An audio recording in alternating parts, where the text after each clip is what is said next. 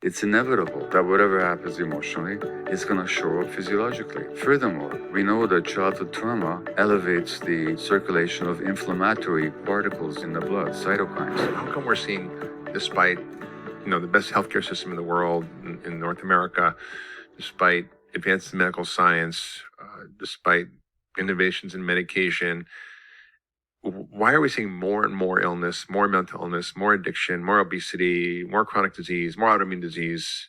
It seems like we're bailing a ship that's sinking with a teaspoon. Yeah.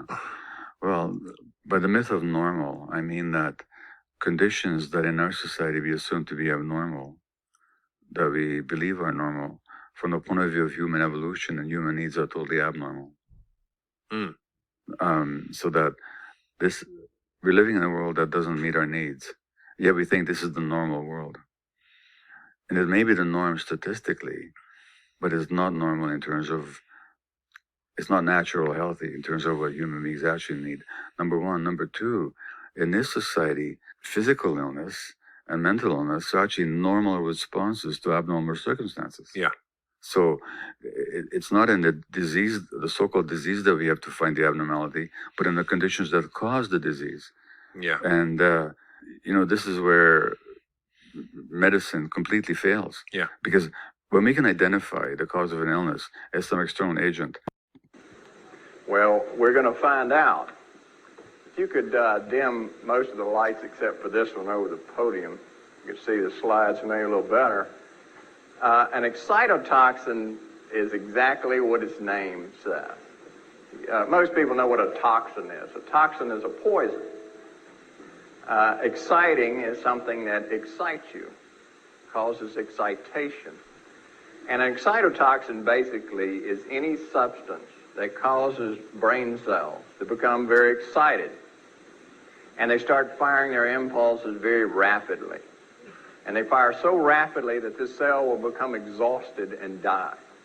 This occurs over about an hour's period. So if you take some brain cells and you put them in a petri dish and you expose them to these excitotoxic substances, the cells start firing real rapidly. But they look normal during that 1 hour period. You look at them, they look perfectly healthy. And then at 1 hour, they just suddenly die.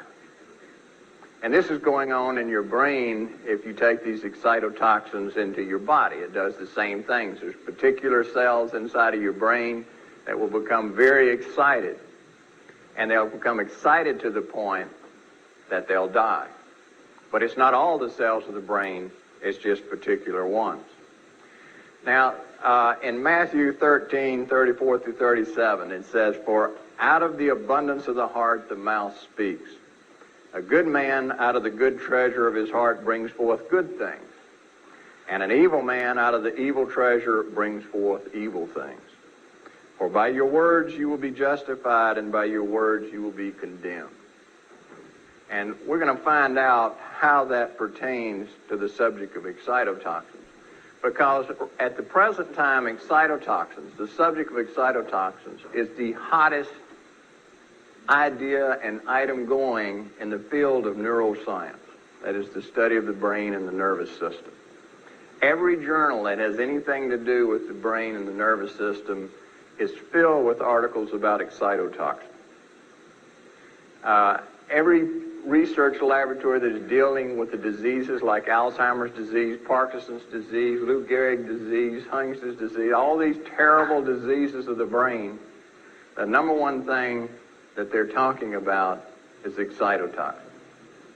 But with all this flurry of activity and the fact that they have named this the decade of the brain, that we're going to concentrate all this money and all this effort in studying how the brain works and solving the problem of these terrible diseases of the brain. Despite all of that, hardly anyone in the general public has ever heard the word excitotoxin. And that's not by accident. It's because the number one source of excitotoxins in our society is in your food. And it's not in your natural foods, it's being added to your food by the industry that processes foods. And they're adding it in very large concentrations. and we'll see exactly what these excitotoxin substances are and the various deceiving methods they use to keep you from knowing they're there, and what they try to do to those of us who are trying to tell you they're there, and what they do to you. Now, what I have found out since I wrote this book, and this book was a very difficult thing to write. I went through a long period before I ever decided to do it, because I was warned by people who had dealt in this area before when I told them I wanted to write a book. One of the persons who first tried to start in this crusade, he said, well, that's fine, but let me warn you something. You're going to come under attack like you've never dreamed of. He said, Ralph Nader, most of you, I assume, know Ralph Nader, the consumer advocate. He became interested in this at one point, just one segment of it. He was so browbeaten and so destroyed by this industry, he said he would never touch it again. I spent a long time going through hundreds and hundreds of research papers, interviewing the person who coined the term excitotoxin. And then I wrote the book. And ironically, all these terrible things that were supposed to happen never came about, except a couple of times. But I was able to handle that because I had some secrets that they didn't know, that God let me know about. So there's enormous pressure to keep this story quiet. Luckily, I've been on the 700 Club several times. They have carried the banner in this. I've been on about 7 times. Hard Copy did a thing on the NutraSweet and the pilots, airline pilots that were drinking NutraSweet, that were having seizures. They were becoming so confused they couldn't figure out how to land their airplanes. We had one pilot just totally could not figure out, and his co-pilot had to land the plane. There's over 600 pilots now who have come secretly to organizations to tell their stories. For chronic illnesses that don't have such an obvious external agent as the triggering or causative factor, we just call them idiopathic, which really means we haven't got a clue what causes them. Yeah. And yet, if you look at the actual lives of anybody with autoimmune disease, or anybody with malignancy, or anybody with depression or anxiety or ADHD or bipolar illness, you'll find that these illnesses manifest people's life experiences. They don't come out of nowhere. Right. And furthermore, we make this elementary mistake of thinking that by diagnosing something, we've explained something. But let me show you how circular and actually nonsensical it is. Yeah. So I've been treated for depression. Yeah.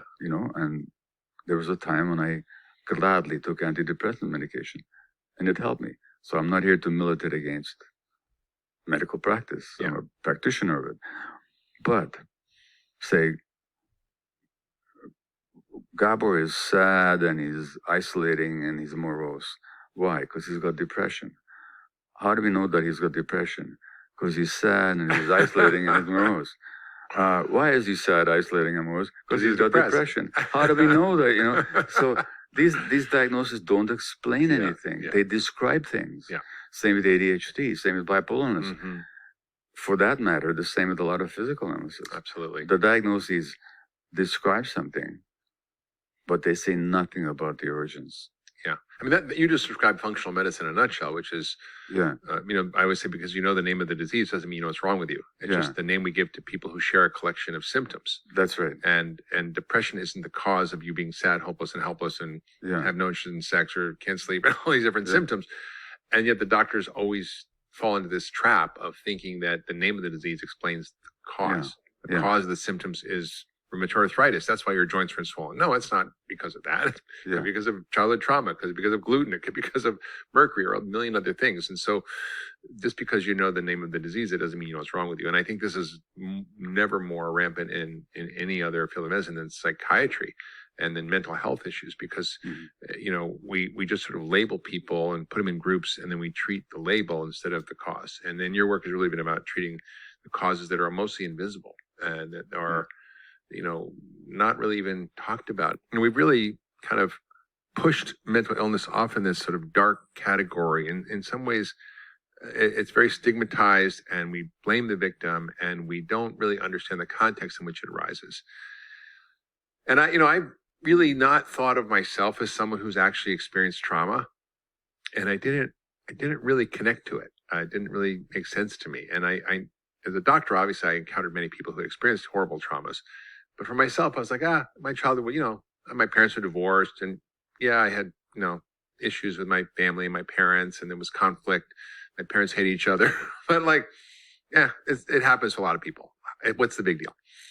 And then I began to look at some of my own dysfunctional patterns of workaholism, of people pleasing, of overdoing, of overcaring, which, got me to be very successful in my career, but had really negative consequences for me as a human being, and led to many failed relationships, led to many illnesses in myself.